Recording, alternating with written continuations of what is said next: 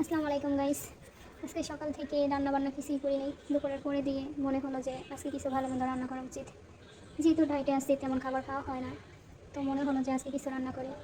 তো সিম্পলের মতো আর কি রান্না করবো ভাবতেছিলাম, পরে রোস্ট, পোলাও আর হচ্ছে চিকেন ফ্রাই আর গরুর মাংস রান্না করছি। রেডিমিক্স রোস্টের মশলা দিতেছি, বাটা মশলা দিয়েছি কিছু, মানে স্কিপ করছি আর কি ওগুলা, কারণ ভিডিওটা অনেক লং হয়ে যায়, তাই সব দেখাইলাম না। তো রোস্টটা অনেক মজা হয়েছে, বিয়েবারের মতো অনেক টেস্ট। রোস্টটা রান্না শেষে এই গুঁড়ো দুধ আর পিস বেরেস্তা একসাথে মিক্স করে ছিটিয়ে দিলে একটা ফ্লেভার আসে। সাথে 1-2 চামচ ঘি দিবেন নামানোর 2-3 মিনিট আগে।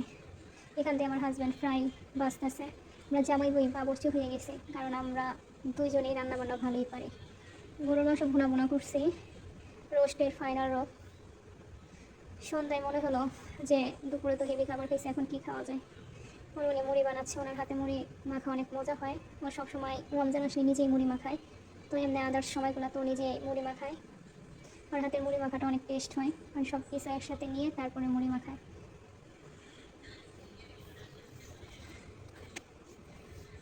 ভালো করে মাখা চাখা করতেছে যাতে অনেক টেস্ট হয়। আজকে অনেক হেভি খাবার খেয়েছি, তারপর একটু শুয়ে আসছিলাম, চাপ দেখতেছি রুমে শুয়ে শুয়ে। তার মাঝে আমাদের একটা পার্সেল আসছে কক্সবাজার থেকে, তার ফ্রেন্ড আচার পাঠিয়েছে। তবে সত্যি কথা বলতে আচারগুলোর টেস্ট এত বাজে, কী বলবো আপনাদের।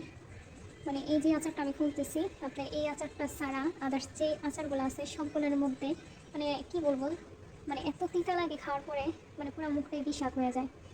মানে কী কোয়ালিটি বুঝতে পারি না। মানে প্রতিটা আচারের প্যাকেট একদম মানে ঝাঁকা, এখানে 20 পিস থাকে, 12 পিস থাকে, 80 টাকা করে এক একটা প্যাকেট।